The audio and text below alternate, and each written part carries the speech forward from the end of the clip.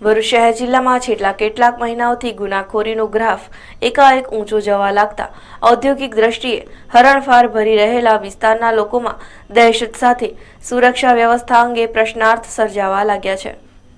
દિવાળી પૂર્વે ચૂંટણીના ગરમ માહોલમાં ભાજપાના બે નેતાઓની હત્યા બાદ પોલીસની રાત દિવસની દોડધામ અને આ એકમાત્ર હાઈ પ્રોફાઇલ કેસમાં આતંકવાદી કનેક્શન ઝડપાયા બાદ એક પછી એક 12 આરોપીઓ પણ ઝડપાયા, પરંતુ આમ છતાં કંઈક ખૂટી રહ્યું હોય સમગ્ર કેસ નેશનલ સિક્યુરિટી એજન્સીના હવાલે થઈ રહ્યો છે।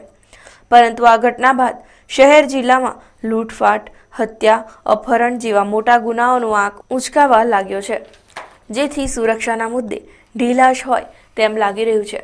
એક જ કેસ પાછળ સમગ્ર સુરક્ષા વ્યવસ્થા લાગી ગઈ હોય તેવો માહોલ સર્જાતા અન્ય ગુનેગારોને જાણે કે મોકળું મેદાન મળી ગયું હોય તેમ લાગી રહ્યું છે।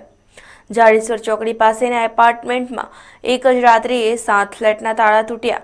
આ બાદ પશ્ચિમ વિસ્તારમાં આવેલ દુકાનદારને ટેબલ પાછળ મૂકવાનું કહી લેપટોપ સહિત 65,000 રોકડાનું હાથફેરો ઉઠાવગીર કરી ગયો, જેના વિડીયો ફૂટેજ પણ હોવા છતાં ભેજાબાજનો કોઈ પત્તો નથી।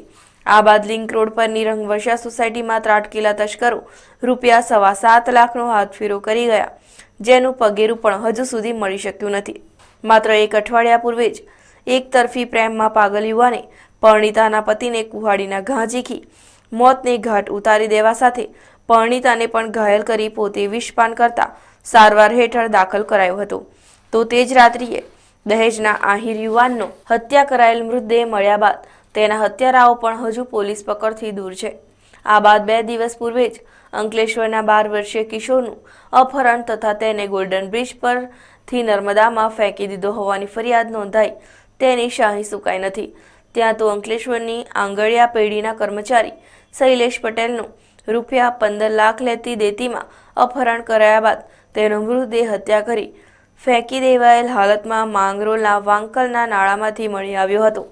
આ જ રીતે 2 દિવસ પૂર્વે ભરૂચના જાડેશ્વર રોડ પર આવેલ ચામુંડા માતાજીના મંદિર પાસે કોમ્પ્લેક્સમાં પ્રથમ માળે આવેલ નર્મદા ઓટો પાર્ટ્સ નામની દુકાનમાં ધોળે દહાડે લૂંટારુઓએ ત્રાટકી ચપ્પાના ઘા ઝીકી રોકડા 7 લાખ તેમજ ઘરેણાં મળી 10 લાખની લૂંટ ચલાવી 7 આરોપીઓ ફરાર થઈ ગયા, જેમાંથી 2 ઝડપાયા છે અને અન્ય 5ને ઝડપી પાડવાની કવાયત હાથ ધરાઈ છે।